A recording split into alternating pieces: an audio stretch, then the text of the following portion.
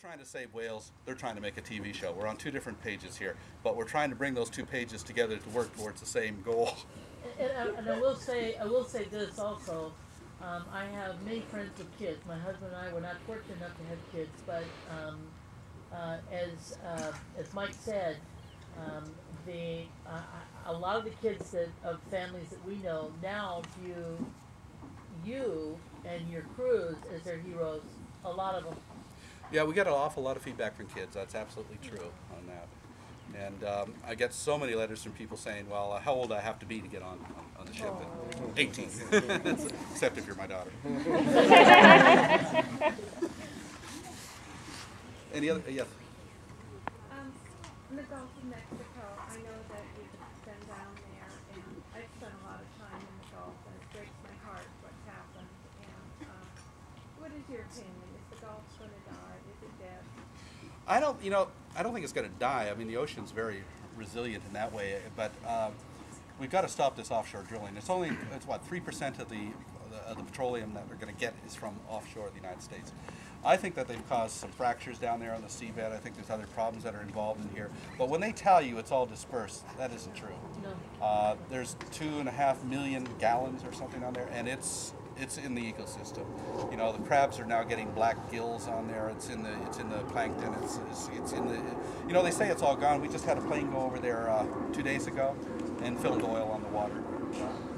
What I found most disturbing was the fact that the government passed a law making it illegal to approach an oiled bird or a turtle to rescue it, a $40,000 fine to rescue an animal. I mean, what kind of rule is that? And to put BP in charge of everything was absolutely incredible. You know, the Coast Guard were actually doing whatever the British petroleum guys told them to do. So it was very, very disturbing. It's going to cause an incredible amount of damage, but I don't think it's going to destroy the Gulf of Mexico. Hopefully not. They reported like 4,000 dead birds. And I've been There's more than that. I've been birding down there for years, and I can see 4,000 birds in a 1 hour walk along a marsh or beach. They were burning the bodies of whales and dolphins and turtles at night to keep, to destroy the evidence and everything. And the government allowed them to do that. So they'd just like it to go away, and that's what they're saying. It's all going away. Everything's just fine. But you know, the Exxon Valdez, the oil's still there. It's under the rocks. It's on the bottom. It's still there.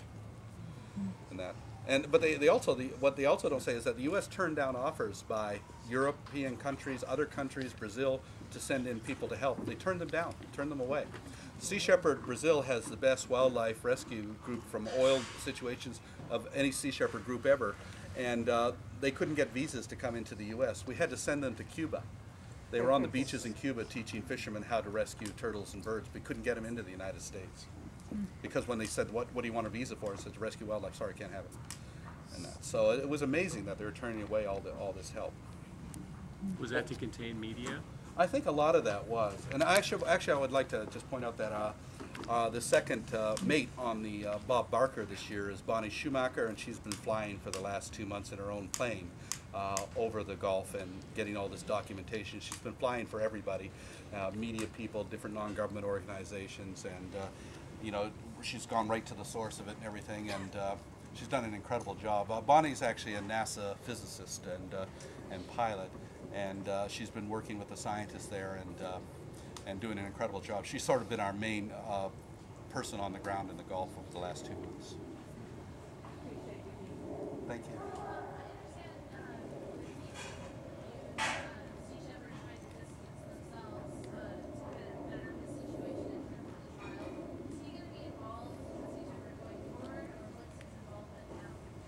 Pete and I will be on the Tonight Show next week on the 12th, so we'll be talking to that. But I can't let Pete go back to Antarctica because I made a promise to the judges that he wouldn't go. Look at it from the point of the Japanese judges. They had a dilemma. I mean, the last thing they wanted was Pete there. He was causing all sorts of problems just being there. But the judges felt that if they released him and he went back to Antarctica, they would lose face, which is a big deal there. So we had to convince the judges that he wouldn't be back there, at least for this next season. And so that's when we did this whole thing, we're expel him from the organization and everything like that. And the judges said, oh, okay, well, he's not going to be back, that's fine. And so he was released. But we did make a promise to the judges. We can't go back on that because If one of our another crew member gets arrested and finds himself in Japan, then they won't trust us. So he won't be back. But Pete's writing a book about his whole experience anyway, so he'll be doing that. Any other questions? Well, thank you very much. Anybody else on the crew want to say anything? No? Keep up the good work. Oh,